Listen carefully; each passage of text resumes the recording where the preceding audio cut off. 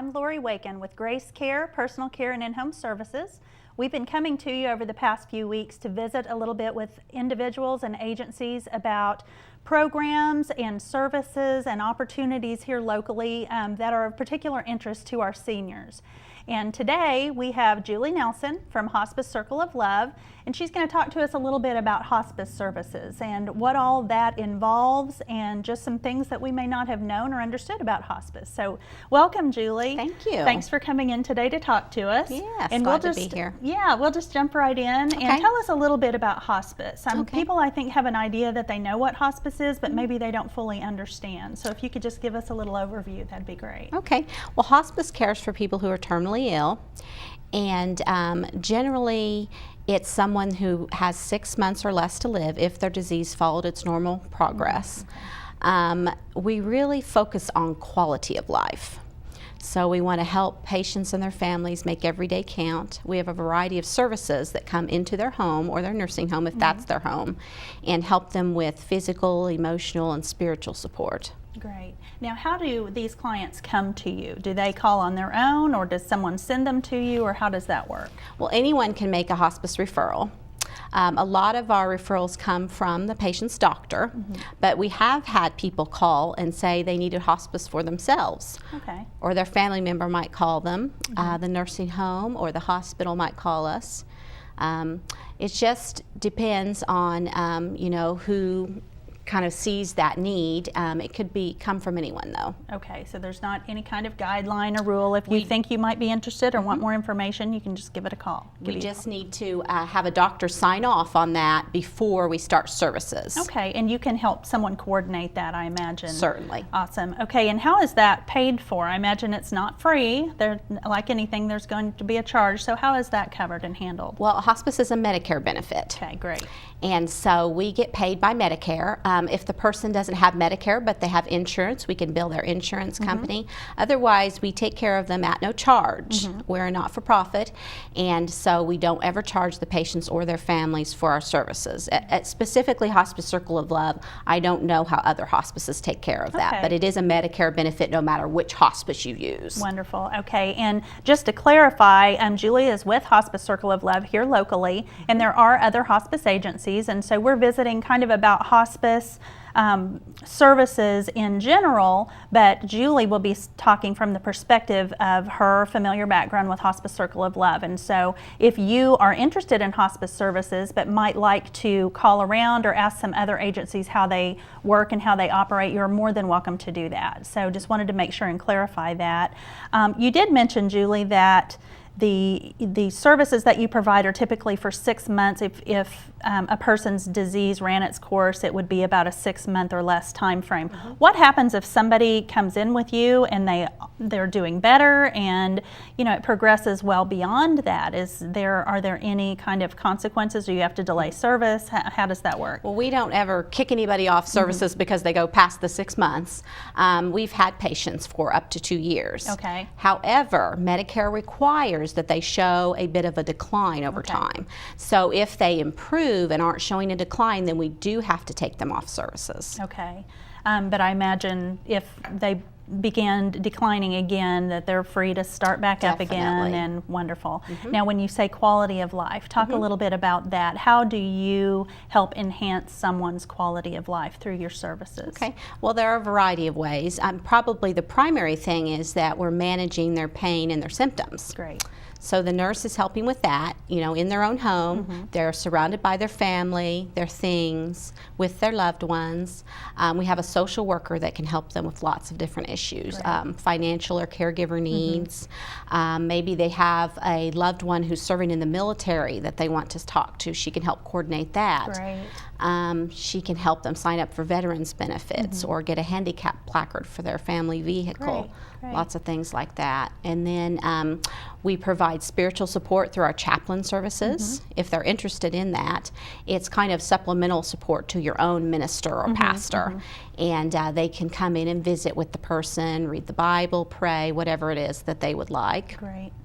We have different therapies we can provide. We have pet therapists. We have a music therapist. I'll bet those are popular. Yes, and there have been a lot of benefits that have been shown from those.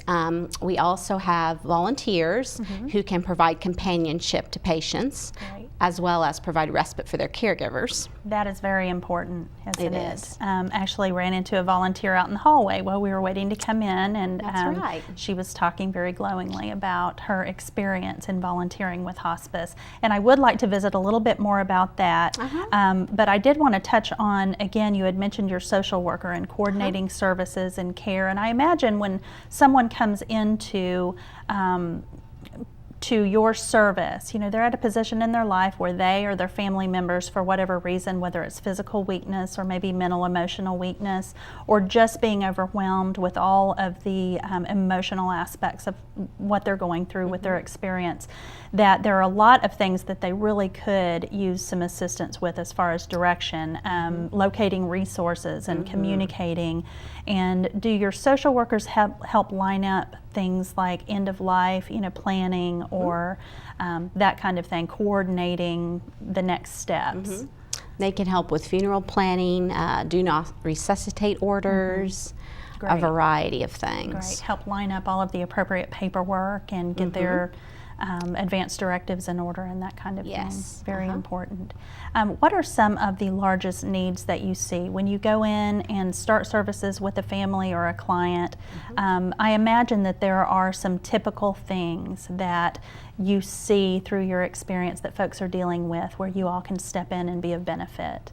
Probably the biggest one is pain management. Okay. If someone has cancer or any other kind of end-stage disease, they're probably dealing with some pain issues. Right. And our nurses know a lot about pain management. Right. They work closely with their doctor Okay. and try to get that just right. And they know what types of pain medications work best with different types of pain. So that's a big one because you're going to have a lot higher quality of life if you're not in pain. Absolutely. And what about nutrition? I know we have a lot of clients at Grace Care who may not be at end of life but are struggling with some decline in health and just some general aging types of things. And nutrition a lot of times is one of the first things that falls short. And do you all do some counseling or help with that? We have a dietitian Wonderful. that can work with the families on that. Great. Wonderful. Volunteers. I was visiting with you a little bit earlier and we were talking about some of your volunteer opportunities, and I'd love to have you share a little bit about that with us as well. I know there are lots of folks out there that might be looking for a place to plug in the community, and this might be right up their alley. So. Okay. Well, Medicare actually requires hospices to utilize volunteers for at least 5% of their direct care. And we always exceed that. We have a great group of volunteers. We have over 30 volunteers. Wonderful. And they do things like provide companionship for the patients. They'll go visit them once a week in the nursing home, maybe bring them a special treat, visit with them, read to them, those kinds of things. That can make a huge difference, Oh, can't yes. it? Just to have a visitor and something to look forward to. Yes. And then if the person's in their own home, a lot of times they're also providing respite for that caregiver that's there 24/7. Right. That way they can have a break. And so that really helps the family out quite a bit. Great. Now, are your volunteers trained? Do they have to go through some sort of a training program? Medicare requires us to train the volunteers, and I'm sure we would want to anyway to make sure they Absolutely. understand exactly what hospice is all about and what our organization is all about and what all they'd be doing.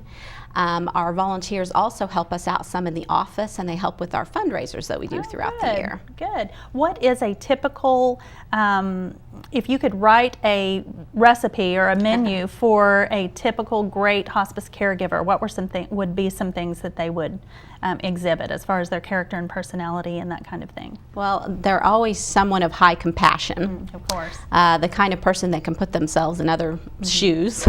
Empathy. Yes, a lot of them have good communication skills, you know. A lot of them have experience maybe having cared for a loved one that was terminally ill, or some other type of experience with hospice or And that caring does for help someone. them to be able to relate, doesn't it? A lot of times when you're going through a situation like that, I know you really, it helps to have someone who's been through something similar. You just feel more at ease there.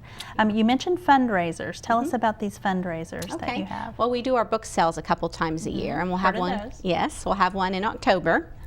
And people from the community bring us books throughout the year, And we've been doing it a long time, so I think they just know that we do that. And Right. we Look get them forward to it. Yeah, most days we get a donation of books. I've and walked out with bags of books myself over the years. So we have thousands of them, and we categorize them. Wonderful. And the hardbacks are $1, and the paperbacks are 50 cents. Very and so that's a affordable. very good well, and fundraiser then for us. read them, bring them back, resell them. That's right. Great. It's a cycle. And what else? What other fundraisers do you offer? We do a clay shoot in the fall. Okay. We do that at Cimarron Junction over by Ringwood. Oh, fun. Is there a pretty good turnout for that? Yeah, we had our best year last year. Wonderful. And so that's a lot of fun. And then we have a Kentucky Derby party in May. And probably our biggest event is our Tree of Life celebration. Okay, tell me a little bit about that. You've mentioned that earlier and I'm intrigued. Okay. Well, this is what we do in December. Around Christmas time, people begin to miss that loved one, Yeah. you know, that they've lost. And we set up a series of Christmas trees, and we'll put ornaments on there with loved ones' names. And all the patients that we've served in the last year, we'll go ahead and put those on automatically. Okay, be honored on your tree for the year. And then anyone else from the community can purchase an ornament with their loved one's name. And it doesn't have to be someone we served, it can be anyone in the community. Okay. And that's a $25 tax deductible donation. And then we have a ceremony where we read all of the names on the tree. We always have some Christmas music and a short spiritual message, and then we have a cookie and punch reception. Oh, that's lovely.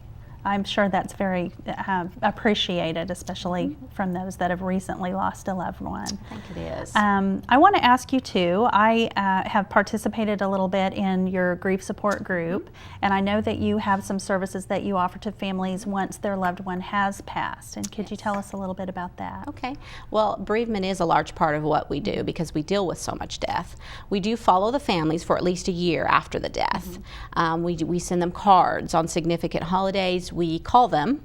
If they're having a lot of trouble, our counselor can meet with them, which is a big help. We have a series of booklets on grieving that we can send out to families if that will help them. And then, of course, our Tree of Life ceremony is one of the things we do. And then we have these grief groups throughout the year. There's one going on right now. It's usually for 4 weeks. And it's a group setting so that you're there with other people who are going through a similar thing. And so it's for anyone 18 and over who is grieving, and they don't have to have been served through us. Right. And the next one will be coming up in October. Well, and I can say from experience, like I've said, that it is a very helpful, beneficial, supportive, non-threatening group to participate in, and is very helpful. I recommend that to anyone who has struggled with a loss, whether it was recent or even a while ago. It can just be very helpful to be around other people and talk about or just listen. You don't even have to talk about it if you don't feel comfortable. So wonderful service that you all provide. In closing, are there any maybe misconceptions about hospice care or the hospice program as a whole, the philosophy that you would like to address to the public before we close? Just one of the things you hear is that people think they're giving up when they go on hospice. Yeah. But really you're not. We focus on, like I said, quality of life, and there have actually been studies that have shown that people who are on hospice live about a month longer than someone that doesn't go on hospice with the same terminal illness. It's because you're getting all of that quality one-on-one care. Right, and I imagine the pain management and nutritional help and just some relief of some of the stress and burden. Yeah, and the other thing is I want people to know that if they did decide to pursue aggressive treatment after they'd gone on hospice, they can always go off of hospice. Great, so you're not locked into a decision. You don't have to be bedridden or you don't in have to be severe homebound to be on hospice. Wonderful. Well, unfortunately, we are running out of time, but I know there is a lot of information about hospice that can be of benefit to a lot of folks. And so if you have any questions, please don't hesitate to call Julie at Hospice Circle of Love or any of the other hospice agencies here locally in Enid or in your area. If you have questions about any issues on aging, elder care programs or opportunities for seniors in Enid, or home care, please call Grace Care. Call me at Grace Care at 580-237-6911, or you can email me at Lori@gracecareok.com or visit our website. Thanks a lot.